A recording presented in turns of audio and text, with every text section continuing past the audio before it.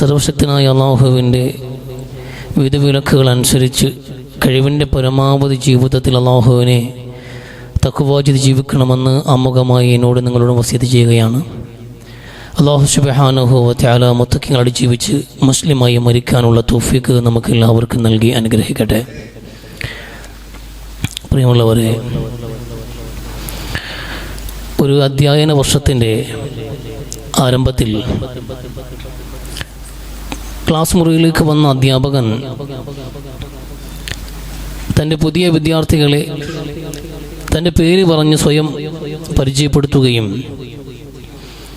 ഓരോ കുട്ടികളോടും പേര് പറഞ്ഞ് സ്വയം പരിചയപ്പെടുത്താൻ ആവശ്യപ്പെടുകയും ചെയ്തു. അങ്ങനെ ഓരോ കുട്ടികളും അവരുടെ പേരുകൾ പറഞ്ഞു. ആ ക്ലാസ്സിലെ അവസാനത്തെ കുട്ടിയും പേര് പറഞ്ഞു കഴിഞ്ഞപ്പോൾ അധ്യായ ദിനത്തിൻ്റെ ആദ്യ ദിവസം തന്നെ ആ കുട്ടികളുമായിട്ട് നല്ലൊരു ആത്മബന്ധം സ്ഥാപിക്കുന്നതിൻ്റെ ഭാഗമായി ആദ്യത്തെ കുട്ടി മുതൽ രണ്ടാമതൊരു ചോദ്യം ഉന്നയിച്ചു, എന്താണ് നിങ്ങളുടെ ലക്ഷ്യമെന്ന് ഓരോരുത്തരും പറയേണ്ടതുണ്ട് എന്ന് അധ്യാപകൻ ആവശ്യപ്പെടുകയും അങ്ങനെ ക്ലാസ്സിലെ ഓരോ കുട്ടികളും അവരുടെ ഓരോ ലക്ഷ്യങ്ങൾ പറയുകയുണ്ടായി. ചില കുട്ടികൾക്ക് ഡോക്ടറാകണമെന്ന് പറഞ്ഞു, ചിലർക്ക് എഞ്ചിനീയർ ആകണമെന്ന് പറഞ്ഞു, ചിലർക്ക് വലിയ ബിസിനസ്സുകാരനാകണമെന്ന് പറഞ്ഞു, ചിലർക്ക് മിനിസ്ട്രിയിൽ വലിയ മന്ത്രിമാരാകണമെന്ന് പറഞ്ഞു. അങ്ങനെ പലരും പല തരത്തിലുള്ള ജീവിത ലക്ഷ്യങ്ങൾ അധ്യാപകൻ്റെ മുമ്പിലേക്ക് വെക്കുന്നുണ്ട്. അവസാനത്തെ കുട്ടിയും അവൻ്റെ ലക്ഷ്യത്തെക്കുറിച്ച് സംസാരിച്ചു കഴിയുമ്പോൾ ആ വിദ്യാർത്ഥികളെ മുഴുവൻ അഭിനന്ദിക്കുകയും വലിയ ലക്ഷ്യങ്ങളാണ് നിങ്ങളുടെ മുമ്പിലുള്ളത്, ആ ലക്ഷ്യങ്ങൾ എല്ലാം നല്ലത് തന്നെയാണ്, ഒന്നും മോശമല്ല, പക്ഷേ ആ ലക്ഷ്യങ്ങളിലേക്ക് എത്തിച്ചേരണമെങ്കിൽ നമ്മൾ കഠിനമായി പരിശ്രമിക്കേണ്ടതുണ്ട്, നന്നായിട്ട് പാഠങ്ങൾ പഠിക്കേണ്ടതുണ്ട് എന്ന് അധ്യാപകൻ ആമുഖമായി ആദ്യ ക്ലാസ്സിൽ പറഞ്ഞു കൊടുത്തു. നന്നായി പഠിച്ച് മുന്നേറിയാൽ മാത്രമേ ഓരോരുത്തരുടെയും ആ ലക്ഷ്യങ്ങളിലേക്ക് എത്തിച്ചേരാൻ കഴിയുകയുള്ളൂ എന്ന് അവസാനിപ്പിക്കുന്ന ആ ക്ലാസ് മുറിയിലെ വിദ്യാർത്ഥികളാണ് നമ്മൾ ഓരോരുത്തരും എന്ന് കണക്കാക്കുക. നമ്മുടെയൊക്കെ ജീവിതത്തിൽ ഒരിക്കലെങ്കിലും നമ്മുടെ മുമ്പിൽ വന്നു പോയൊരു ചോദ്യവുമാണ്, അല്ലെങ്കിൽ ഇത്തരം ഒരു ക്ലാസ് മുറി കടന്നു പോയവരാണ് നമ്മൾ ഓരോരുത്തരും. എന്താണ് നിന്റെ ലക്ഷ്യമെന്ന് നമ്മളോട് ചോദിക്കാറുണ്ട്. പല ഘട്ടങ്ങളിൽ ചോദ്യങ്ങൾ ഉയർന്നിട്ടുണ്ട്. അപ്പോഴൊക്കെ നമ്മൾ പറയുന്നതും ഈ കുട്ടികളെ പോലെയുള്ള ലക്ഷ്യങ്ങളാണ് നമ്മൾ പറയാറ്. നമുക്ക് ഡോക്ടറാകണം, എഞ്ചിനീയർ ആകണം, അല്ലെങ്കിൽ ഏതെങ്കിലും ഒരു നമ്മുടെ കരിയറുമായി ബന്ധപ്പെട്ട് നമ്മളൊരു തൊഴിൽ മേഖലയിലേക്ക് എത്തിപ്പെടുന്ന ഒരു അച്ചീവ്മെൻ്റാണ് നമ്മുടെ ജീവിത ലക്ഷ്യമായിട്ട് പലപ്പോഴും നമ്മൾ പറയുക. സത്യത്തിൽ നമ്മുടെ ജീവിത ലക്ഷ്യം അതാണ്. ലക്ഷ്യങ്ങളില്ലാതെ ജീവിച്ചിട്ട് കാര്യമില്ല. ലക്ഷ്യം വേണം. തീർച്ചയായിട്ടും ഇത് ജീവിത ലക്ഷ്യമായി അല്ലെങ്കിൽ ഒരു വിദ്യാഭ്യാസ മേഖലയിലേക്ക് ഇറങ്ങുന്ന ഒരു വിദ്യാർത്ഥിയെ സംബന്ധിച്ചിടത്തോളം അവന് വ്യക്തമായ ഒരു എയിം ഉണ്ടാകണം. ഒരു ലക്ഷ്യബോധത്തോടുകൂടി പ്രവർത്തിക്കാതെ നമുക്ക് ഒരു മേഖലയിലും ഒന്നും ആകാൻ കഴിയില്ല. ലക്ഷ്യം വേണം. ഏത് മേഖലയിൽ ഇറങ്ങിയാലും ചെറിയൊരു കാര്യത്തിന് വേണ്ടി പോലും ഇറങ്ങുന്ന മനുഷ്യന് വ്യക്തമായ ലക്ഷ്യം വേണം. അലക്ഷ്യമായ യാത്രകളോ ജീവിതങ്ങളോ എവിടെ എത്തില്ല. നമ്മൾ ചെറിയ വീട്ടിൽ നിന്ന് പുറത്തിറങ്ങുമ്പോൾ തന്നെ നമ്മൾ ജുമായ്ക്ക് വേണ്ടി പുറത്തിറങ്ങിയപ്പോൾ നമുക്ക് ഈ പള്ളിയിൽ ജുമായ്ക്ക് എത്തണമെന്ന ലക്ഷ്യമാണ്. ആ ലക്ഷ്യബോധം ഉള്ളത് കൊണ്ടാണ് നമ്മൾ ഈ പള്ളിയിൽ എത്തിയതും ഇന്നിവിടെ സമ്മേളിക്കുന്നതും ഇവിടെ ഇരിക്കുന്നതും. അങ്ങനെ ഒരു ലക്ഷ്യബോധമില്ലാതെ നമ്മൾ പുറത്തിറങ്ങിയിരുന്നുവെങ്കിൽ നമ്മൾ ഇവിടെ എത്തില്ലായിരുന്നു. അപ്പോൾ ചെറിയ ഒരു പ്രവർത്തനത്തിന് പോലും വ്യക്തമായ ലക്ഷ്യബോധം ഉണ്ടാകണം എന്നുള്ളത് എന്ത് ചെയ്യുക, ജീവിതത്തിൻ്റെ വിജയത്തിൻ്റെ മാനദണ്ഡമായിരിക്കുമ്പോൾ ഒരു വിദ്യാർത്ഥിക്ക് വേണ്ട ലക്ഷ്യമാണ് അവൻ്റെ കരിയർ നന്നാവുക. ഏതൊരു മനുഷ്യനും ഒരു കരിയർ നന്നാക്കണം, നല്ലൊരു തൊഴിൽ മേഖലയിൽ എത്തണം, ഒരു വരുമാന മാർഗം കണ്ടെത്തണം, അങ്ങനെ മാന്യമായ ഒരു പൊസിഷനിൽ എത്തണമെന്ന് ആഗ്രഹിക്കുകയോ ലക്ഷ്യം വെക്കുകയോ ചെയ്യുന്നത് കുറ്റമാണെന്നാണ് പറഞ്ഞത്. വേണം, അത് തീർച്ചയായിട്ടും. ലക്ഷ്യബോധമില്ലാതെ ജീവിതത്തിനെ കുറിച്ച് നമുക്ക് സങ്കല്പിക്കാൻ കഴിയില്ല. ഈ വിശുദ്ധ ഖുർആൻ ജീവിവർഗങ്ങളെ കുറിച്ച് ഒരുപാട് സംസാരിക്കുന്നുണ്ട്. മനുഷ്യന് പാഠമുണ്ട് എന്നുള്ളത് കൊണ്ട് തന്നെ അതിൽ അള്ളാഹ് എടുത്തു പറഞ്ഞ ഒരു ജീവികളിലൊന്നാണ് നമ്ല് എന്നുള്ളത്. ഉറുമ്പ്, കൊച്ചുറുമ്പ്, തേനീച്ച, ഇതൊക്കെ അള്ളാഹു സംസാരിക്കുന്നുണ്ട്. തേനീച്ചയെ കുറിച്ച് അള്ളാഹു പറയുന്ന വളരെ മനോഹരമായിട്ട്. തേനീച്ചയോട് അള്ളാഹുവിന്റെ കൽപ്പന എന്താണ്? ഈ വീട് നിർമ്മിക്കണമെന്ന്. അനിത്തഖിദി മിനൽ ജിബാലി ബുയൂതൻ വമിനശ്ശജരി വമ്മാ യഅരിശൂൻ വൗഹാ റബ്ബുക ഇലൻ നഹൽ. ഈ അള്ളാഹുവിന്റെ റസൂൽ, അങ്ങയുടെ നാഥൻ ഇതിനോട് ഈ തേനീച്ചയോട് കൽപ്പിക്കുന്നുണ്ട്, നിങ്ങൾ വീടുകൾ നിർമ്മിക്കണം. മരങ്ങളിൽ, മലകളിൽ മനുഷ്യൻ നിർമ്മിക്കുന്ന പന്തലുകളിലൊക്കെ നിങ്ങൾ പോയി വീടുകൾ നിർമ്മിച്ചിട്ട് ആ നിങ്ങൾ നിർമ്മിക്കുന്ന വീടുകളിലേക്ക് പഴവർഗ്ഗങ്ങളിൽ നിന്ന് നിങ്ങൾ ഭക്ഷിക്കുന്ന തേൻ നിങ്ങൾ സംഭരിച്ചു വെക്കണമെന്ന് തേനീച്ചകളോട് കൽപ്പിക്കുന്നുണ്ട് എന്ന്. ആ തേനീച്ചകൾ വലിയ പരിശ്രമം, വലിയ വ്യക്തമായ ലക്ഷ്യമുണ്ട്. തേൻ സമ്പാദിക്കണമെന്നും അത് ശേഖരിച്ച് വെക്കണമെന്ന കൃത്യമായ ദൗത്യത്തോടുകൂടി ലക്ഷ്യബോധത്തോടു കൂടിയാണ് ഓരോ തേനീച്ചയും പ്രവർത്തിക്കുന്നത്. ബിസി ആസ് എ ബി എന്ന് പറയും ഇംഗ്ലീഷിൽ ചൊല്ലുണ്ട്, തേനീച്ചയെ പോലെ തിരക്കുള്ളയാൾ എന്ന്. തേനീച്ചയെ പോലെ തിരക്കുള്ളയാൾ. തേനീച്ച ഇങ്ങനെ പണിയെടുത്തുകൊണ്ടിരിക്കണം, വിശ്രമമില്ല. അതിനെ ഏൽപ്പിച്ച ഒരു എയിമുണ്ട്, ലക്ഷ്യമുണ്ട്. ആ ലക്ഷ്യം പൂർത്തീകരിക്കാൻ വേണ്ടിയിട്ട് കഠിനമായി പ്രയത്നിച്ചുകൊണ്ടിരിക്കുന്ന തേനീച്ചയിലും മനുഷ്യരെ നിങ്ങൾക്ക് പാഠമുണ്ട് എന്ന്. ഒന്നാമത് നമുക്കൊരു ലക്ഷ്യബോധം ഉണ്ടാകണം. രണ്ടാമത് നമുക്ക് വ്യക്തമായ നിലയിലുള്ള പരിശ്രമം ഉണ്ടാകണം. ഏത് മേഖലയിലും മനുഷ്യന് പുരോഗതി ഉണ്ടാകണമെങ്കിൽ, വളർച്ച ഉണ്ടാകണമെങ്കിൽ തീർച്ചയായിട്ടും ഇത് നമുക്ക് വളരെ അനിവാര്യമായ ഒരു ഗുണമാണ്. ഒന്ന്, ലക്ഷ്യബോധം ഉണ്ടാവുക. ഉറുമ്പ് കണ്ടിട്ടുണ്ട്, ഉറുമ്പിനെ, കൊച്ചുറുമ്പ്, തേനീച്ചയേക്കാൾ വളരെ ചെറുതാണ്. മഴക്കാലത്ത് തനിക്ക് ഭക്ഷണം നിർമ്മിക്കാനോ സമ്പാദിക്കാനോ ഇറങ്ങി നടന്ന് സ്വരുക്കൂട്ടാനോ കഴിയില്ല എന്ന് വ്യക്തമായ ബോധ്യമുള്ളത് കൊണ്ട് തന്നെ മഴക്കാലത്തിന് മുമ്പേ വേനൽക്കാലങ്ങളിൽ ചെറിയ അരിമണികളും ചെറിയ ധാന്യങ്ങളും ഒക്കെ അത് കൊത്തിപ്പെറുക്കി എടുത്തിട്ട് കൃത്യമായി അതിന് കൂടുകൾ ശേഖരിച്ചു വെക്കും. ശക്തമായ മഴ വരുമ്പോൾ കൂട്ടിനകത്ത് ഭദ്രമായി കഴിക്കാൻ ഭക്ഷണം സ്വരുക്കൂട്ടിയിരിക്കും ഉറുമ്പുകൾ. അപ്പൊ വ്യക്തമായ ഒരു എയിം ഉറുമ്പിന് പോലുമുണ്ട്. വ്യക്തമായ ഒരു ജീവിത പദ്ധതിയും ഒരു ആശയവും തേനീച്ചയ്ക്ക് നമുക്ക് കാണാൻ കഴിയും. അപ്പോൾ അതുപോലെ വ്യക്തമായ ഒരു ലക്ഷ്യം മുമ്പിൽ വെച്ച് പ്രവർത്തിച്ചാൽ മാത്രമേ നമുക്ക് മുന്നേറ്റം സാധ്യമാവുകയുള്ളൂ. അതുകൊണ്ട് തന്നെ ജീവിതത്തിൽ ഏതെങ്കിലും കരിയറിൽ നമുക്ക് ഏറ്റവും ഒരു പൊസിഷനിൽ എത്തണമെന്ന് ആഗ്രഹിക്കുന്നത്, ലക്ഷ്യം വെക്കുന്നത് തെറ്റെന്നല്ല പറഞ്ഞു വരുന്നത്. അത് വേണം. അങ്ങനെ പ്രവർത്തിച്ചാലേ മനുഷ്യന് മുന്നേറാൻ കഴിയത്തുള്ളൂ. തേനീച്ചയ്ക്ക് ഉറുമ്പിന് ലക്ഷ്യമുണ്ടാകുമ്പോൾ അതിനേക്കാൾ മഹത്തരമായ മനുഷ്യന് ലക്ഷ്യമുണ്ടാകണമല്ലോ. തീർച്ചയായിട്ടും ഉണ്ടാകും. ആ ലക്ഷ്യങ്ങൾ വേണം ഓരോ ഘട്ടത്തിലും. പക്ഷേ ആ ലക്ഷ്യങ്ങളൊക്കെ ആപേക്ഷികമാണ് നമ്മൾ തിരിച്ചറിയണം. ജീവിതത്തിലെ പരമമായ ലക്ഷ്യം ഇതല്ല. നമ്മൾ പലപ്പോഴും പറയുന്നത് ഇന്ന ഡോക്ടർ ആകണം, എഞ്ചിനീയർ ആകണം, അല്ലെങ്കിൽ എന്ത് ചെയ്യുക, വിദേശത്ത് പോകണം, അവിടെ സെറ്റിൽഡ് ആകണം, അങ്ങനെ പലതരത്തിൽ വീട് പണിയണം, അല്ലെങ്കിൽ മകളെ കെട്ടിക്കണം, നല്ല നിലയിലുള്ള ഒരു ലൈഫ് എന്ത് ചെയ്യണം, സംവിധാനിക്കണം എന്ന നിലയിലൊക്കെ നമ്മൾ പറയുന്നതൊക്കെ തികച്ചും ആപേക്ഷികമായ ലക്ഷ്യങ്ങളാണ്. അതല്ല ജീവിത ലക്ഷ്യം. ലക്ഷ്യം നിർണ്ണയിക്കുന്നതിൽ മനുഷ്യന് പാളിപ്പോയിട്ടുണ്ട്, തെറ്റുപറ്റിയിരിക്കുന്നു എന്നത് വാസ്തവമാണ്. നമ്മുടെ ലക്ഷ്യങ്ങൾ എവിടെയൊക്കെ നിൽക്കാണ്. ഇത് ആപേക്ഷികമാണ്. അങ്ങനെ നോക്കിയാൽ മനുഷ്യന് ഓരോ ഘട്ടത്തിലും ഓരോ ലക്ഷ്യമുണ്ട്. ഒരു ദിവസത്തിൽ എത്ര ലക്ഷ്യമുണ്ട് നമുക്ക്? ഇന്ന് ജുമാക്ക് വരുന്ന നമ്മുടെ ലക്ഷ്യമാണ്. ഇത് കഴിഞ്ഞു പോകേണ്ട ഒരു ഉത്തരവാദിത്തമുണ്ട്, അതും നമ്മുടെ ലക്ഷ്യമാണ്. ഇന്ന് രാത്രി 9 മണി 10 മണിക്കകത്ത് വീട്ടിനകത്ത് എത്തണമെന്നും വീട്ടിൽ കിടന്നുറങ്ങണമെന്നുമുള്ള നമ്മുടെ ലക്ഷ്യമാണ്. നാളെ നേരം വെളുത്ത് പോകേണ്ട യാത്രകൾ നമ്മുടെ ലക്ഷ്യമാണ്. നാളെ കൊടുക്കേണ്ട കടബാധ്യത നമ്മുടെ ലക്ഷ്യമാണ്. നാളത്തെ പർച്ചേസ് നമ്മുടെ ലക്ഷ്യമാണ്. അങ്ങനെ നമ്മുടെ ജീവിതത്തിൽ ഓരോന്നും ലക്ഷ്യങ്ങളാണ്. അങ്ങനെ ഒന്നിന് പിറകെ ഒന്നായി പല ലക്ഷ്യങ്ങളാണ് നമ്മുടെ മുമ്പിലുള്ളത്. ചിലത് 10 മിനിറ്റ് അപ്പുറത്തുള്ള ലക്ഷ്യമാണ്, ചിലത് 15 മിനിറ്റ് അപ്പുറത്തുള്ള ലക്ഷ്യമാണ്, ചിലത് 10-20 വർഷങ്ങൾക്കപ്പുറത്ത് നേടിയെടുക്കേണ്ട ലക്ഷ്യമാണ്. ദീർഘദൂര ലക്ഷ്യങ്ങളുമുണ്ട്, ഹ്രസ്വദൂര ലക്ഷ്യങ്ങൾ നമ്മുടെ മുമ്പിലുണ്ട്. നമ്മൾ കണക്കാക്കിയത് ദീർഘദൂര ലക്ഷ്യങ്ങളാണ് നമ്മുടെ ജീവിത ലക്ഷ്യമെന്ന്. 10-20 വർഷത്തിനപ്പുറത്ത് നമുക്ക് അച്ചീവ് ചെയ്യേണ്ട ഒരു ലക്ഷ്യത്തെയാണ് ജീവിത ലക്ഷ്യമായി മനുഷ്യൻ തെറ്റിദ്ധരിച്ചത്. അതാ വാസ്തവം. 10-25 വർഷം കഴിഞ്ഞിട്ട് നമ്മൾ എത്തിപ്പെടുന്ന ഒരു മേഖല, ഒരു വിജയം, ഒരു സക്സസ്, അതാണ് നമ്മുടെ ജീവിതത്തിന്റെ തന്നെ ലക്ഷ്യമെന്ന് നമ്മൾ തെറ്റിദ്ധരിച്ചു. അത് തെറ്റായതാണ്. ഇല്ല, നമ്മൾ ഒരു പക്ഷേ ഒരു ഡോക്ടർ ആകണമെന്നൊരു വിദ്യാർത്ഥി അവൻ പഠിച്ചു വലുതായി, ഒടുവിൽ അവൻ 10-20 വർഷങ്ങൾ വിദ്യാഭ്യാസ കാലഘട്ടം കഴിഞ്ഞ് അവൻ ഡോക്ടറായി. അവിടെ അവൻ ജീവിതം അവസാനിച്ചോ? അവന്റെ ലക്ഷ്യങ്ങൾ അവസാനിച്ചോ? ഇല്ല, പിന്നെ പുതിയ ലക്ഷ്യങ്ങളാണ്. ഓരോ നിമിഷങ്ങളിലും നമുക്ക് പുതിയ പുതിയ ആഗ്രഹങ്ങളാണ്. മനുഷ്യൻ അവസാനിച്ചു പോയാലും അവന് ലക്ഷ്യങ്ങൾ അവസാനിക്കുന്നില്ല എന്ന് പുണ്യ നബി സല്ലല്ലാഹു അലൈഹി വസല്ലം റസൂലുള്ളാഹി ഒരിക്കൽ സഹാബാക്കൾക്ക് വര വരച്ചിട്ട് ഒരു പാഠം പഠിപ്പിച്ചു കൊടുത്തു. ഒരു ചതുരക്കോളം ആദ്യം വരച്ചു, ഒരു പെട്ടിക്കോളം റസൂലുള്ളാഹി വരച്ചു. അതിനകത്ത് നിൽക്കുന്ന കുറെ ചെറിയ വരകളും റസൂലുള്ളാഹി വരച്ചു. എന്നിട്ട് അതിന്റെ പുറത്തേക്ക് നടുക്ക് നിന്നൊരു വര വരച്ചു. അത് ഈ ചതുരപ്പെട്ടിയും കടന്ന് നീണ്ടുപോയി. അങ്ങനെ ഒരു വര വരച്ചു റസൂലുള്ളാഹി സ്വല്ലല്ലാഹു അലൈഹി വസല്ലം. എന്നിട്ട് റസൂല് പറഞ്ഞു, ഇതാണ് മനുഷ്യന്റെ ജീവിതം, ഇതാണ് മനുഷ്യന്റെ ജീവിതം, ഇതാണ് മനുഷ്യൻ. കണ്ടോ നിങ്ങൾ, ഈ പെട്ടിക്കകത്ത് കാണുന്നതാണ് മനുഷ്യന്റെ ജീവിതം. ഈ ചതുരപ്പെട്ടിക്കകത്തുള്ളതാണ് മനുഷ്യൻ. മനുഷ്യന്റെ ജീവിതത്തിന്റെ വ്യവഹാരങ്ങളും അവന്റെ ജീവിതത്തിന്റെ അച്ചീവ്മെന്റുകളും അവന്റെ ജീവിതത്തിന്റെ എല്ലാ ചാട്ടങ്ങളും ഒക്കെ ഈ കാണുന്ന ചെറിയ വരകളാ ഈ പെട്ടിക്കകത്തുള്ളത്. ഈ പെട്ടി അവസാനിക്കുന്നത് എവിടെയെന്ന് പറയുമ്പോൾ അവന്റെ ജീവിതത്തിന്റെ അവസാനം എന്നുള്ളത് മരണമാണ്. ആ പെട്ടിക്കകത്ത് അവന്റെ ജീവിതം അവസാനിക്കുന്നു. പക്ഷേ ഈ പെട്ടിയുടെ പുറത്തേക്കും ഒരു വര നിങ്ങൾ കാണുന്നുള്ളൂ. നടുക്ക് നിന്ന് ഈ ചതുരപ്പെട്ടിയും കടന്ന് നീണ്ടു നിവർന്നു കിടക്കുന്ന ഒരു വര കൂടി വരച്ചു റസൂലുള്ളാഹി. ഈ വര ഏതെന്ന് അറിയുമോ? ഇതാണ് മനുഷ്യന്റെ ലക്ഷ്യങ്ങളെന്ന്, മനുഷ്യന്റെ സ്വപ്നങ്ങളെന്ന്, മനുഷ്യന് ദുനിയാവിലെ മോഹങ്ങളെന്ന്. ഒരു മനുഷ്യനും മോഹങ്ങൾ പൂർത്തിയാക്കി അവസാനിക്കുന്നില്ല എന്ന് പുണ്യ നബി സല്ലല്ലാഹു അലൈഹി വസല്ലം. ഒരു മനുഷ്യൻ മരണപ്പെട്ടാലും അവന്റെ മോഹങ്ങൾ അവശേഷിക്കുന്നു എന്ന് റസൂൽ പറയുക. ഒരു ചെറുപ്പക്കാരൻ മരണപ്പെട്ട വീട്ടിനടുത്ത് ആൾക്കാരുടെ വിലാപം കേട്ടിട്ട് തന്റെ ഗുരുവിനോട് ആ സങ്കടത്തിൽ അയാൾ കൂടി പങ്കാളിയായിക്കൊണ്ട് ഗുരുവിനോട് ശിഷ്യം പറയുന്ന വാക്കുണ്ട്, ക്രൂരമായി പോയി ഈ മരണമെന്ന്. ഈ ചെറുപ്പക്കാരൻ വൈവാഹിക ജീവിതത്തിലേക്ക് കടന്നു. പറക്കുമുറ്റാത്ത പിഞ്ചു മക്കളുടെ രക്ഷകർത്താവാണ്. ജീവിതത്തിന്റെ സ്വപ്നങ്ങളുമായി ഇറങ്ങിയ ഒരു സഹധർമ്മിണിയുടെ ഭർത്താവാണ്. മാതാപിതാക്കൾക്ക് വേണ്ടി ഇനിയാണ് അവൻ എന്തെങ്കിലും ചെയ്യേണ്ടത്. അങ്ങനെ ആരോഗ്യവാനായ യുവത്വമുള്ള നല്ലൊരു കാലഘട്ടത്തിൽ ആ മനുഷ്യന്റെ വിയോഗം എന്നുള്ളത് തികച്ചും സങ്കടകരം തന്നെയാണ്. എത്ര ലക്ഷ്യങ്ങളാണ് ആ മനുഷ്യൻ ബാക്കിയാക്കി പോയതെന്ന്. അതെ, ആ മനുഷ്യന്റെ ലക്ഷ്യങ്ങൾ ബാക്കിയാണ്. അതിന് 90 ആയാലും അങ്ങനെ തന്നെ ഗുരു പറഞ്ഞ വാക്കുകൾ. എന്നാൽ ആ മനുഷ്യന്റെ ജീവിതം കൊണ്ട് ദൈവത്തിന്റെ ലക്ഷ്യങ്ങൾ പൂർത്തിയായിട്ടുണ്ട് എന്ന്. ഓരോ ജന്മങ്ങളുടെ പിറകിലും പടച്ചവന് വ്യക്തമായ ലക്ഷ്യമുണ്ട്. ആ ലക്ഷ്യം പൂർത്തിയാകുമ്പോൾ ആ വ്യക്തി ഇവിടെ അവസാനിക്കുന്നു. എന്നാൽ ഒരു മനുഷ്യനും 90 പിന്നിട്ട് ജീവിച്ചാലും അവന്റെ മോഹങ്ങളോ ലക്ഷ്യങ്ങളോ അവസാനിക്കുന്നില്ല. അത് ജീവിതമാണ്.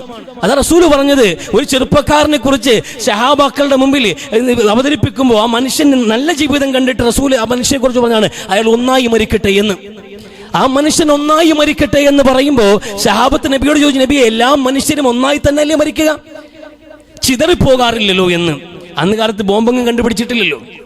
അതുകൊണ്ട് തന്നെ സ്വാഭാവികമായ ഒരു മനുഷ്യന്റെ മരണത്തെക്കുറിച്ച് സഹാബത്തിന്റെ വിലയിരുത്തലാ പറഞ്ഞത്.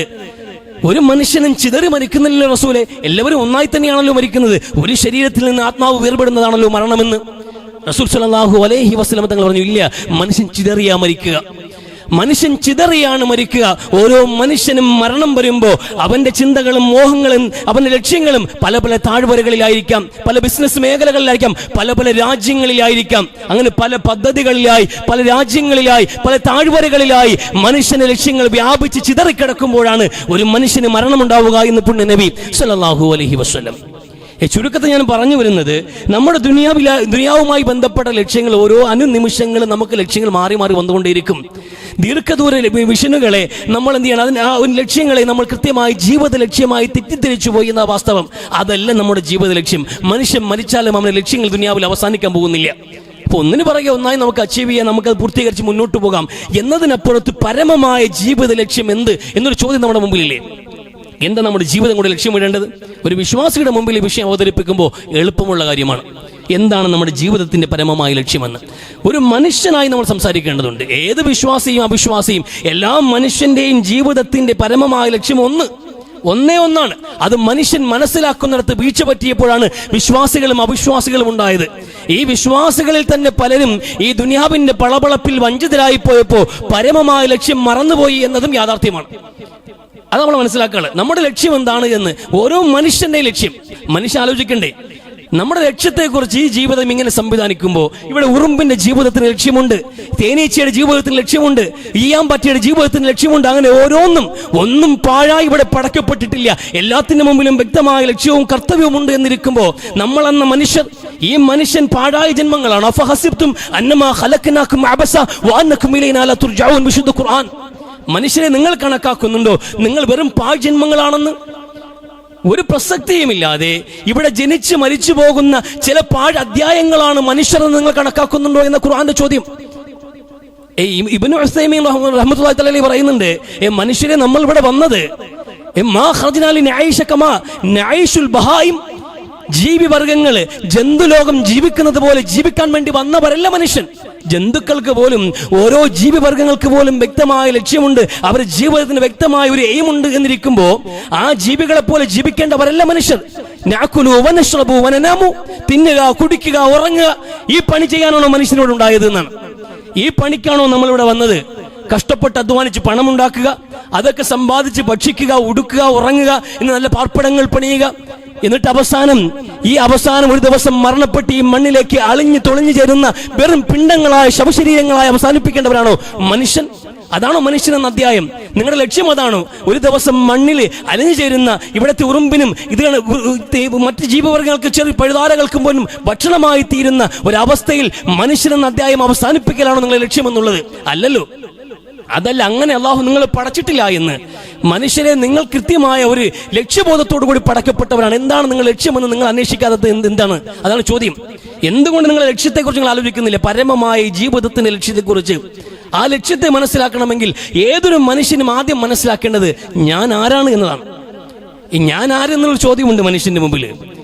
അവനവൻ ചോദിക്കേണ്ട ചോദ്യമാണ്, എന്റെ ജീവിതത്തിന് എന്താണ് ലക്ഷ്യമെന്ന് നമ്മൾ ചോദിക്കണമെങ്കിൽ ആദ്യം സ്വയം ചോദിക്കേണ്ട ചോദ്യം ഞാൻ ആര് എന്നാണ്. ആരാണ് ഞാൻ എവിടെ നിന്ന് വന്നു, എങ്ങോട്ട് പോകുന്നു, എന്താണ് ജീവിതം, എങ്ങോട്ടാണ് ഈ യാത്ര?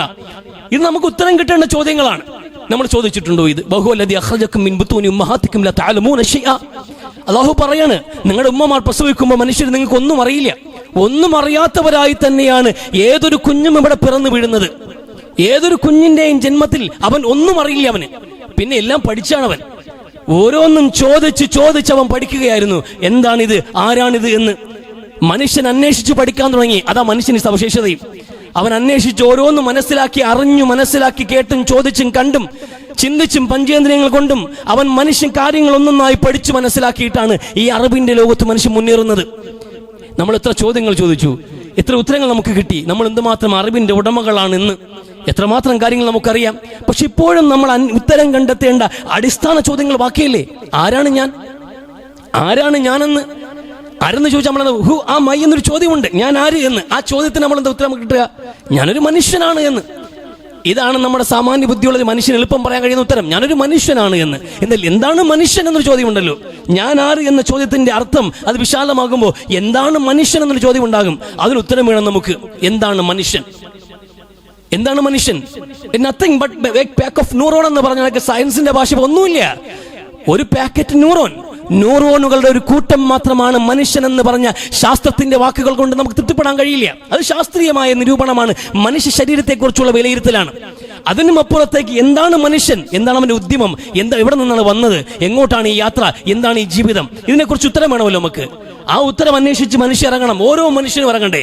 സ്വന്തം അസ്തിത്വത്തെ കുറിച്ച് അന്വേഷിക്കാതെ, അതിനെക്കുറിച്ച് ബോധ്യമില്ലാതെ അസ്തിത്വ ദുഃഖം പേറി മനുഷ്യൻ നടത്തുന്ന വിദണ്ഡവാദങ്ങളാണ്, വിമർശനങ്ങളാണ് ദൈവനിഷേധം എന്നുള്ളത്.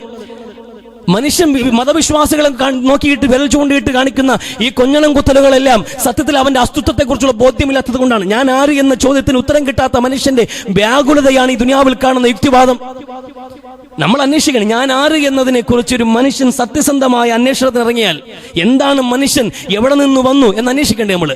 ആ അന്വേഷണം പോയാൽ പിന്നെ കൂടി വന്നാൽ എന്ത് ചെയ്യും? മനുഷ്യന്റെ തലമുറകളിലേക്ക് അന്വേഷിച്ചു പോയാൽ നമ്മുടെ ശാസ്ത്രം എത്തി നിൽക്കുന്നത് പരിണാമ സിദ്ധാന്തത്തിലാണ്. കുരങ്ങുകൾ പരിണമിച്ചൊരു കാലത്ത് മനുഷ്യനുണ്ടായി, ആ മനുഷ്യന്റെ എന്നീ സന്താനങ്ങളായി നമ്മൾ കുറെ ആൾക്കാരിവിടെ ഉണ്ടായി എന്ന്. അതിനും അപ്പുറത്തേക്ക് ഉത്തരം പറയാൻ ശാസ്ത്രലോകത്തിന് തൽക്കാലം നിവൃത്തിയില്ല. ശാസ്ത്രത്തിന് തൽക്കാലം വേറെ നിവൃത്തിയില്ല.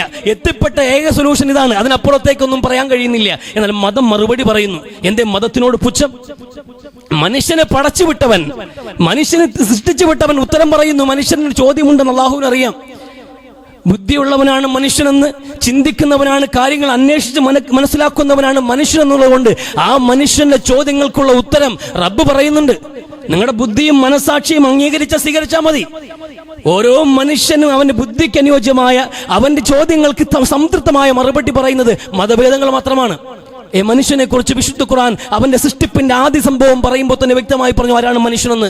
വഇദ് ഖാല റബ്ബുക ലിൽ മലായികതി ഇന്നി ജാഇലുൻ ഫിൽ അർളി ഖലീഫ ഖാലു അതജഅലു ഫീഹാ മയഫ്സിദു ഫീഹാ വയസ്ഫികു ദിമാ. വിശുദ്ധ ഖുർആൻ ആദ്യമായി മനുഷ്യന്റെ സൃഷ്ടിപ്പിനെ കുറിച്ച് പറയാണ്. മനുഷ്യനെ പടച്ചവിടുന്നോ? കുരങ്ങ് പരിണമിച്ചുണ്ടായതല്ല മനുഷ്യൻ. കുരങ്ങ് പരിണമിച്ചുണ്ടായതല്ല മനുഷ്യൻ, മറിച്ച് ദൈവത്തിന്റെ സൃഷ്ടിയായിരുന്നു മനുഷ്യൻ. മനുഷ്യരെ ഭൂമിയിലേക്ക് ഖലീഫയായി നിയോഗിക്കാൻ അള്ളാഹു തീരുമാനിച്ച സന്ദർഭം അതാ ഖുർആൻ പറയുന്നത്. ഭൂമിയിൽ അള്ളാഹുവിന്റെ ഖലീഫമാരുകയായിട്ടുള്ള നിയോഗമാണ് മനുഷ്യൻ. ആ മനുഷ്യന്റെ മനുഷ്യരാശിയുടെ ആദ്യ തലതൊട്ടപ്പനായി, ആദ്യ പിതാവായി ആദമിനെ അള്ളാഹു സൃഷ്ടിച്ചു. ആദമിനെ സൃഷ്ടിക്കുന്ന അള്ളാഹു അവിടെ നിന്നാണ് മനുഷ്യന്റെ ചരിത്രം തുടങ്ങുന്നത്. ആദിമ മനുഷ്യനായ ആദം നബിയിൽ നിന്നാണെന്ന് വ്യക്തമായി വസ്തുനിഷ്ഠമായി വിവരിക്കുന്നുണ്ട് ഖുർആൻ. മനുഷ്യൻ എത്തിപ്പെട്ട നിഗമനം എന്താണ്? പ്രാചീന ശിലായുഗത്തിലെ മനുഷ്യൻ പരിണമിച്ചുണ്ടായി, കുരങ്ങുകളിൽ നിന്നുണ്ടായി. അങ്ങനെ ആദ്യം മനുഷ്യനുണ്ടായി. അവൻ തോലുകൾ കൊണ്ട് എന്ത് ചെയ്യും? അവൻ വസ്ത്രമുണ്ടാക്കി, അവൻ മൃഗങ്ങളെ തൊന്ന് ഭക്ഷണം ഉണ്ടാക്കി, കല്ലുകൾ ഉരസി തീ ഉണ്ടാക്കി. ഇതിനപ്പുറത്തേക്കുള്ള നിഗമനത്തിലൊന്നും മനുഷ്യനെത്താൻ കഴിഞ്ഞിട്ടില്ല. അത്രേ ഉള്ളൂ. പക്ഷെ ഖുർആൻ വളരെ വ്യക്തമായി പറയാണ് ആദ്യത്തെ മനുഷ്യൻ ആദമാണ് എന്ന്. ആ ആദമിനെ സൃഷ്ടിക്കുമ്പോൾ തന്നെ മനുഷ്യന്റെ ഐഡന്റിറ്റി അല്ലാഹു വ്യക്തമാക്കുന്നുണ്ട്. മനുഷ്യനെ ഖലീഫയാക്കാനാണ് ഉദ്ദേശിക്കുന്നത് എന്ന് ഭൂമിയിൽ. അപ്പൊ മലക്കുകൾ എന്താ പറഞ്ഞതെന്നറിയാമോ?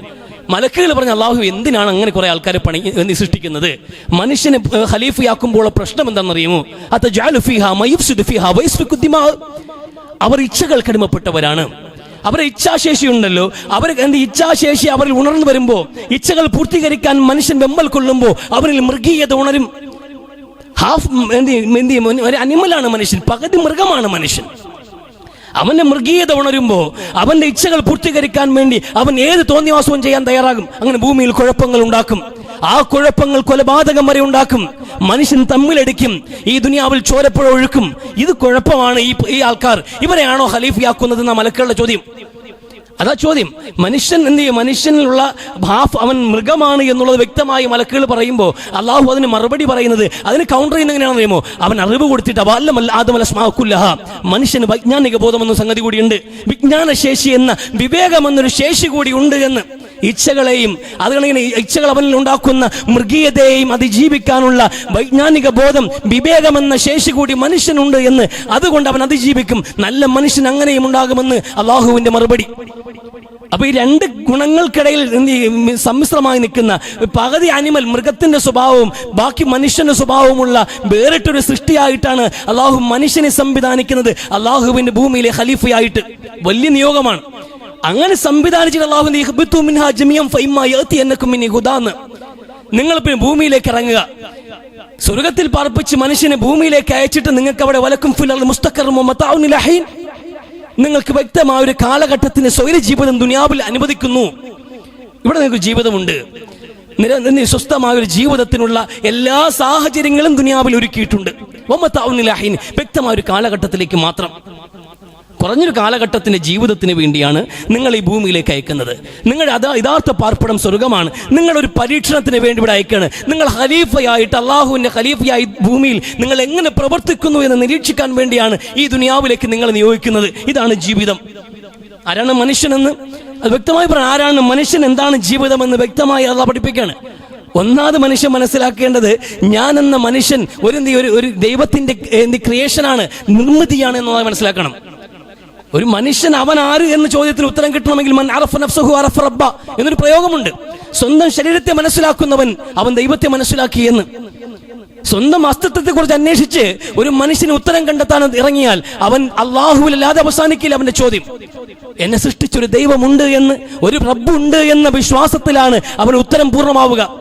അങ്ങനെ ഒരു ഖാലിഖുണ്ട്, ഒരു സൃഷ്ടാവിന്റെ കരവിരുതാണ്, നിർമ്മിതിയാണ് ഞാൻ, എന്നെ നിയോഗിച്ചത് വ്യക്തമായ ലക്ഷ്യത്തോടു കൂടിയാണ്. ഞാൻ ഇവിടെ നിന്ന് മടങ്ങി അല്ലാഹുവിന്റെ അടുക്കലേക്ക് മടങ്ങി പോകേണ്ടവനാണ്. അഫഹസിബ്തും അന്നമാ ഖലഖനാകും അബസ വഅന്നകും ഇലൈനാ ലാ തുർജഊൻ. അവിടെ അല്ലാഹുവിന്റെ ചോദ്യം പ്രസക്തമാകുന്നത്, നിങ്ങളൊന്നും പാഴ്ജന്മങ്ങളല്ല, വ്യക്തമായ പ്ലാനും പദ്ധതിയും ലക്ഷ്യബോധത്തോടെയും പടച്ചവന്റെ സൃഷ്ടികളാണ് നിങ്ങൾ. ആ റബ്ബ് നിങ്ങളുടെ ഭൂമിയിൽ ഖലീഫയാക്കിയിരിക്കുന്നു. ഹസ്രമായ ഒരു കാലഘട്ടത്തിന്റെ ജീവിതം ഈ ദുനിയാവിൽ വാഗ്ദാനം ചെയ്തിരിക്കുന്നു. ഇതിനപ്പുറത്തേക്ക് നിങ്ങൾ മരണപ്പെട്ടു പോകുമ്പോൾ അവസാനിക്കുന്നത് അധ്യായങ്ങളല്ല മനുഷ്യൻ, അതിനും അപ്പുറത്തേക്ക് നിങ്ങൾ പിന്നെയും യാത്ര ചെയ്യേണ്ടതുണ്ട്. പടച്ചവന്റെ സമക്ഷത്തിലേക്ക് മടങ്ങിയെത്തി നിൽക്കേണ്ടതുണ്ട്. അന്നാണ് നിങ്ങളുടെ ജീവിതത്തിന്റെ പരീക്ഷയുടെ റിസൾട്ട് പുറത്തു വരിക. അവിടെയാണ് ജീവിതം വ്യക്തമായ ലക്ഷ്യം ഉണ്ടാകേണ്ടത്. സക്സസ് അവിടെയാണ് ഇരിക്കുന്നതെന്ന്. നമ്മുടെ ലക്ഷ്യം എവിടെ വേണ്ടത്? നമ്മൾ മടങ്ങിപ്പോയിട്ട് എവിടെ നിന്ന് വന്നോ അവിടേക്ക് തന്നെ നമ്മൾ മടക്കി വിളിക്കുന്ന ഒരു സാഹചര്യമുണ്ട്. ദുനിയാവിൽ താൽക്കാലികമായ ഒരു ജീവിത കാലഘട്ടം നമുക്ക് അനുവദിച്ചു. ഈ ജീവിതം നമുക്ക് തിന്നാനും ഉണ്ണാനും ഉറങ്ങാനും വേണ്ടിയുള്ളതല്ല, മറിച്ച് പരലോകത്തിന് വേണ്ടി പണിയെടുക്കാൻ വേണ്ടിയാണ് നമ്മൾ വന്നത്. നമ്മുടെ പരമമായ ലക്ഷ്യം പടച്ചവന്റെ മുമ്പിലേക്ക് മടങ്ങിച്ചെന്ന് നമ്മളെ നിയോഗിച്ച നമ്മുടെ ജഗന്നേന്താവായ സാക്ഷാൽ പടച്ചവന്റെ മുമ്പിലേക്ക് മടങ്ങിച്ചെല്ലുമ്പോൾ ഈ ജീവിതം പടച്ചവനെ നിനക്ക് ഇഷ്ടപ്പെട്ട വിധത്തിൽ ചിട്ടപ്പെടുത്താൻ എന്നെ കൊണ്ട് കഴിഞ്ഞിട്ടുണ്ട് എന്ന് അള്ളാഹുവിന്റെ മുമ്പിൽ കർമ്മങ്ങൾ കൊണ്ട് ബോധ്യപ്പെടുത്തിയിട്ട് അതിന്റെ സമ്മാനം കൈപ്പറ്റി വിജയം പ്രാപിക്കുമ്പോഴാണ് മനുഷ്യന്റെ ജീവിതം പൂർത്തിയാവുക.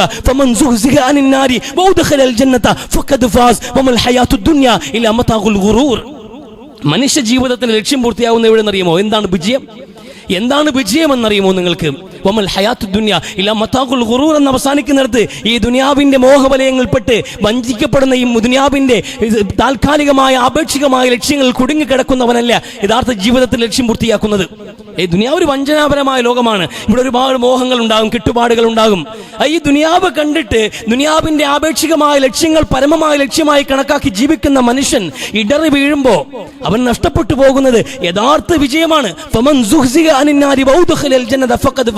നരകമോചനം ഉറപ്പുവരുത്തി സ്വർഗലബ്ധി ആർക്ക് ലഭ്യമാകുന്നു അവനാണ് ഏറ്റവും മഹത്തായ വിജയം കൈവരിച്ചത് എന്ന് വിശുദ്ധ ഖുർആൻ. ഏറ്റവും മഹത്തായ വിജയം ആരാണ് കൈവരിക്കുക?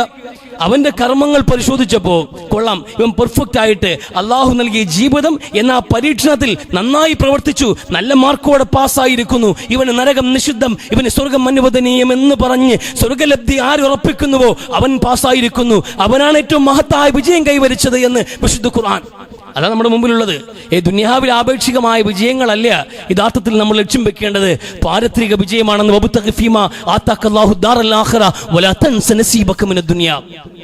വിശുദ്ധ ഖുർആൻ പറയുന്നുണ്ട്, മനുഷ്യരെ നിങ്ങൾ ആത്യന്തികമായി ലക്ഷ്യം വെക്കേണ്ടത്, നിങ്ങളുടെ ജീവിതത്തിന്റെ പരമ ലക്ഷ്യം എന്നുള്ളത് അത് പാരത്രിക വിജയമായിരിക്കണം. അത് പാരത്രിക വിജയമായിരിക്കണം. വലാ തൻസ നസീബക മിന ദുനിയ. അപ്പോൾ നിങ്ങൾ ദുനിയാവ് മറന്നു പോകണ്ട. അതാ ഖുർആൻ പറയുന്നത്. അത് നല്ലൊരു പ്രയോഗമാണ്. അള്ളാഹുവിന് വളരെ മനോഹരമായിട്ട് ഇസ്ലാം എന്നുള്ളത് വളരെ സന്തുലിതമായ ഒരു ജീവിത വീക്ഷണമാണ് എന്നത് വ്യക്തമാക്കുന്ന വാക്കുകൾ കൂടിയാണിത്. ഈ പരലോകം എന്ന പരമമായ ലക്ഷ്യത്തിന് വേണ്ടി ദുനിയാവിനോട് പാടെ വിട പറഞ്ഞിട്ട് ഒരു സാഹിദായി വിരക്തനായി ദുനിയാവിന്റെ ഒരു സന്തോഷങ്ങളും എനിക്ക് വേണ്ട, എല്ലാം ഞാൻ വിട്ടൊഴിയുന്നു, ഞാൻ എൻ്റെ പരലോക ലക്ഷ്യത്തിന് വേണ്ടി പ്രവർത്തിക്കുന്നു എന്ന് പറഞ്ഞുകൊണ്ട് എല്ലാം വിട്ടൊഴിഞ്ഞ് നിൽക്കുന്ന ഒരു ജീവിത രീതി ഉണ്ടല്ലോ, അത് ഇസ്ലാം പറയുന്നില്ല. അതുവേണ്ട സന്തുലിതമായ ഒരു ജീവിത വീക്ഷണം വേണം. ദുനിയാവ് അല്ലാഹു നമുക്ക് നൽകിയതാണ്. ഇവിടെ മാന്യമായ ഒരു ജീവിതം ഒരു കാലഘട്ടത്തിലേക്ക് ഹസ്രമായ ഒരു കാലഘട്ടമാണെങ്കിൽ പോലും ഇവിടെ ജീവിതം അല്ലാഹു നമുക്ക് വാഗ്ദാനം ചെയ്തിട്ടുണ്ട്. ഇവിടെയാണ് നമുക്ക് പ്രിയപ്പെട്ടവർക്ക് ആദ്യം ഉണ്ടാവുന്നത്. പാപ്പ, ഉമ്മ, കൂടപ്പിറപ്പ്, കൂട്ടുകാര്, കളിക്കൂട്ടുകാര്, അങ്ങനെ ഒരുപാട് പേര്. നമുക്ക് ബന്ധങ്ങൾ, ഏറ്റവും മനോഹരമായ ജീവിത ബന്ധങ്ങൾ അല്ലാഹു സമ്മാനിക്കുന്ന ദുനിയാവിൽ ആദ്യം. ഈ ബന്ധങ്ങളെ പിന്നെ അങ്ങോട്ട് പുരോഗമിക്കുള്ളൂ. അപ്പൊ നമുക്കൊരു ജീവിതം ഇവിടെ നൽകിയിട്ടുണ്ട്. ഇവിടെ നമുക്ക് ആ ജീവിതങ്ങളുമായി ബന്ധപ്പെട്ട് കുറെ കടമകളും കടപ്പാടുകളും ഉണ്ട്. ആ കടമകളും കടപ്പാടുകളും പൂർത്തിയാക്കാൻ നമുക്ക് ഒരുപാട് അധ്വാനങ്ങൾ ആവശ്യമാണ്. അപ്പൊ സമ്പാദിക്കണം, അധ്വാനിക്കണം, കൃത്യമായി ഒരുപാട് കാര്യങ്ങൾ പ്രവർത്തിക്കാനുണ്ട്. അത് വേണ്ടെന്നല്ല. പക്ഷെ ഖുർആൻ പറഞ്ഞ സ്റ്റൈലും നമ്മൾ ജീവിത രീതിയും രണ്ടും ഓപ്പോസിറ്റ് ആയി പോയെന്ന് മാത്രം. അള്ളാഹ് പറഞ്ഞത് നേരെ വിപരീതമായിട്ട് നമ്മൾ ഇന്ന് ജീവിക്കുക. അള്ളാഹ് എന്താ പറഞ്ഞത്? നിങ്ങൾ പരമമായ ലക്ഷ്യം പരലോകമാണ്, അതിനുവേണ്ടി പ്രയത്നിച്ചു കൊണ്ടേയിരിക്കണം. അതാ നിങ്ങൾ പ്രഥമ ഉന്നം. പക്ഷെ അതിന്റെ പേരിൽ നിങ്ങൾ ദുനിയാവ് വിട്ടുകളയല്ലേ കേട്ടോ. അതുപോലെ തൻസ നസീബക മിന ദുനിയ, ദുനിയാവ് മറന്നു പോവല്ലേ, അതുകൂടി പരിഗണിക്കണം. ദുനിയാവിലും ബന്ധങ്ങളുണ്ട്, ആവശ്യങ്ങളുണ്ട്, അവിടെയും കുറെ ആൾക്കാരുണ്ടല്ലോ, അവരോടൊക്കെ കമ്മിറ്റ്മെന്റ് ഉണ്ടല്ലോ, അതൊക്കെ പരിഗണിക്കണം. അങ്ങനെയൊക്കെ മാന്യമായി ജീവിച്ചാൽ അതുകൂടി നിങ്ങൾ അക്കൗണ്ടിൽ ഇട്ടിട്ട് പരലോകത്ത് വിജയം നൽകാമെന്ന് റബ്ബ് പറയുന്നത്. പക്ഷെ നമ്മൾ എന്താ ചെയ്യുന്നത് അറിയാമോ? നമ്മൾ മക്കളോട് പറയുന്ന ഉപദേശം, മക്കൾ അത് വേണം, ഇത് വേണം, പഠിക്കണം, ഈ കൃത്യമായ ഇനി ഒരു ലക്ഷ്യബോധം വേണം, നമുക്ക് വ്യക്തമായൊരു പ്ലാൻ വേണം, ജീവിതത്തിൽ ഇങ്ങനെ നടന്നാൽ പറ്റൂല, ഇങ്ങനെ അങ്ങ് നടന്നാൽ പറ്റൂല, നമ്മൾ അധ്വാനിക്കണം, രാപകലില്ലാതെ അധ്വാനിച്ച് ട്യൂഷന് പോയി അത് പഠിച്ച് ഇത് പഠിച്ച് അങ്ങനെ വ്യക്തമായൊരു പ്ലാനും പദ്ധതിയും നമുക്ക് വേണം. അധ്വാനിച്ചു കൊണ്ടേയിരിക്കും. ദുനിയാവിൽ ഏറ്റവും മനോഹരമായ ഒരു ജീവിതം അതാണ് നമുക്ക് വേണ്ടത്. എന്നിട്ട് നല്ല ഉമ്മയും നല്ല വാപ്പയും പറയും നിസ്കാരം മറന്നുകൊണ്ടേട്ടാന്ന്. നിസ്കാര കാര്യങ്ങൾ മക്കളെ മറന്നുപോലെ, പരലോകം മറന്നുകൊണ്ട, അതും പരിഗണിക്കണേ എന്ന്. ദുനിയാവ് മൊത്തത്തിൽ ജീവിതം മുഴുവൻ ദുനിയാവേ എന്ന് ശരണം, ദുനിയാവേ ലക്ഷ്യം, ദുനിയാവിന്റെ മോഹങ്ങൾക്ക് പിറകെ പരക്കം പായാൻ വേണ്ടിയിട്ട് പരസ്പരം ഉപദേശിക്കുന്നു. ഇവിടെ വിജയം നിർണ്ണയിക്കുന്നത് ഏത് നോക്കിയിട്ടാണ്? അവനെ കണ്ടുപഠിക്കുക. അവൻ എത്ര കാലം കൊണ്ട് പഠിച്ചു, അവൻ വിദ്യാഭ്യാസം നേടി ജോലി ഉണ്ടാക്കി, അവൻ എത്ര രൂപ സമ്പാദ്യമായി, അയാളെ കണ്ട് പഠിക്കുക എന്ന് നമ്മൾ പറയുക. അവൻ സക്സസ് ആയിരിക്കാണ്. നീ ഇങ്ങനെ നടന്നോന്ന്, നീ പള്ളിയും പുറപ്പാടുമായിട്ട് ഇങ്ങനെ നടന്നോ, അവനെ കണ്ടുപഠിക്കുക, ഇവനെ കണ്ടുപഠിക്കുക. ഈ വിജയങ്ങളെല്ലാം ദുനിയാവിൽ നോക്കിയിട്ട് നമ്മൾ പറയും.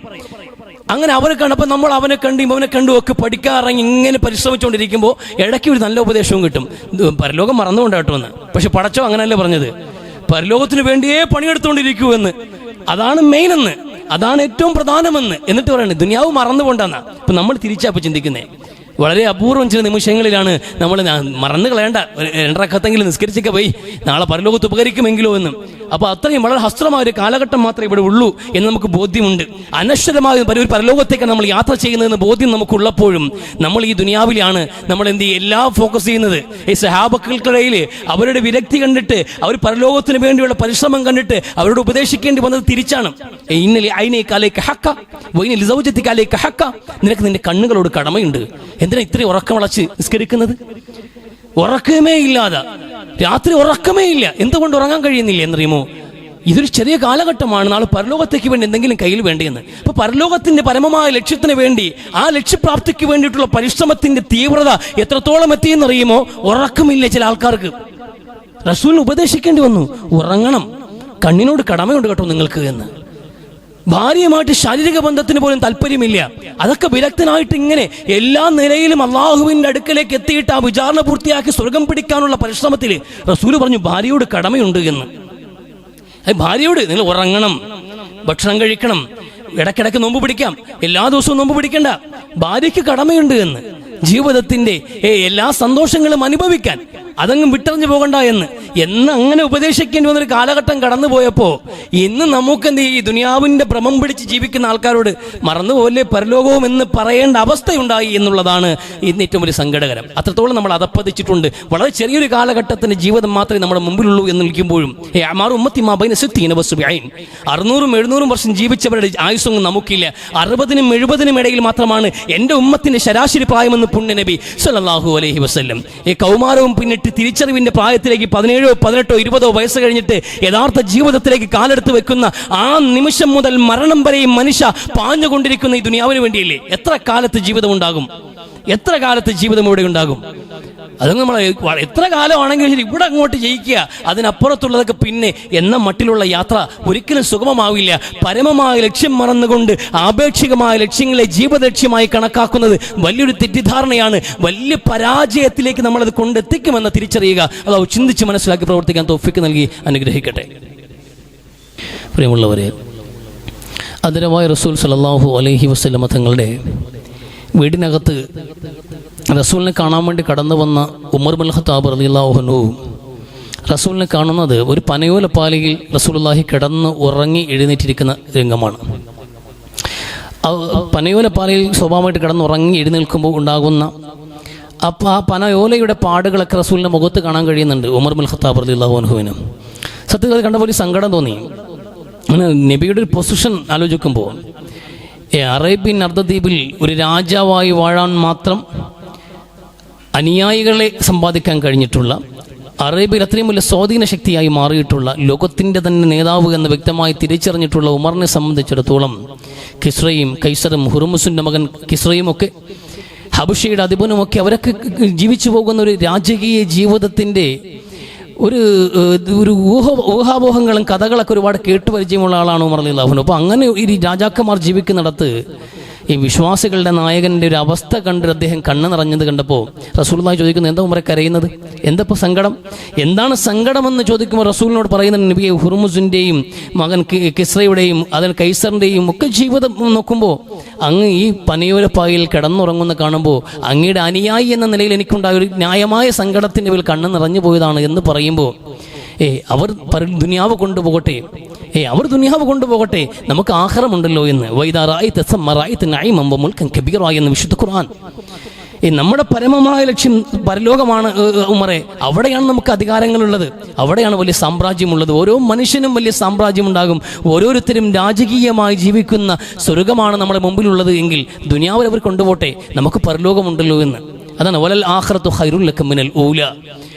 ആദ്യമായി നമ്മുടെ മുമ്പിൽ പരിചയപ്പെട്ട ലോകമെന്ന നിലയിൽ ദുനിയാവിനെ നമ്മൾ പ്രസക്തി കൊടുക്കുമ്പോൾ ആ ദുനിയാവിനേക്കാൾ പ്രസക്തമാണ്, ശ്രേഷ്ഠമാണ്, ഉത്കൃഷ്ടമാണ് പരലോകമെന്നുള്ളത് നിങ്ങൾ മറന്നു പോകാൻ പാടില്ല. വലൽ ആഖിറത്തു ഖൈറുൽ ലക. നബി, അങ്ങക്ക് ഏറ്റവും ഉത്തമമായതാണ് ഞാൻ അങ്ങക്ക് വേണ്ടി എടുത്തു വെച്ചിട്ടുള്ളത്. ഏറ്റവും ഉത്തമമായത് അത് പരലോകമാണ്. ആ പരലോകം വെച്ചിരിക്കുകയാണ്. ആ പരലോകത്തിൽ ഏറ്റവും മഹത്തായത് നൽകാൻ വേണ്ടിയിട്ടാണ് ഈ ദുനിയാവിൽ പിശുക്കി നൽകിയത് എന്ന്. ഈ ദുനിയാവ് വളരെ കുറച്ചേ റസൂലിന് കൊടുത്തുള്ളൂ. എന്തുകൊണ്ട്? പരലോകത്ത് വലുത് കൊടുക്കാനുള്ളത് കൊണ്ടാണ്, വലിയ വണ്ണമായി റസൂലിന് കൊടുക്കാനുള്ളത് കൊണ്ട്. അപ്പോൾ പരലോകമെന്ന ആ വണ്ണമായ ലോകത്ത് അനശ്വരമായ ഒരു ജീവിതം നമുക്ക് വാഗ്ദാനം ചെയ്തിട്ടുണ്ട്. സുഖസമൃദ്ധി നിറഞ്ഞൊരു ജീവിതം. അവിടെ അതാണ് നമ്മൾ അച്ചീവ്മെന്റ്. അവിടെ ആ ലക്ഷ്യം പൂർത്തിയായ പിന്നെ അവിടെ ചെന്നിട്ട് പണിയെടുക്കാനൊന്നുമില്ല. ലക്ഷ്യത്തിൽ എത്തിക്കഴിഞ്ഞാൽ പിന്നെ സുഖമായ വിശ്രമമാണ് നമുക്ക് മുമ്പിലുള്ളത്.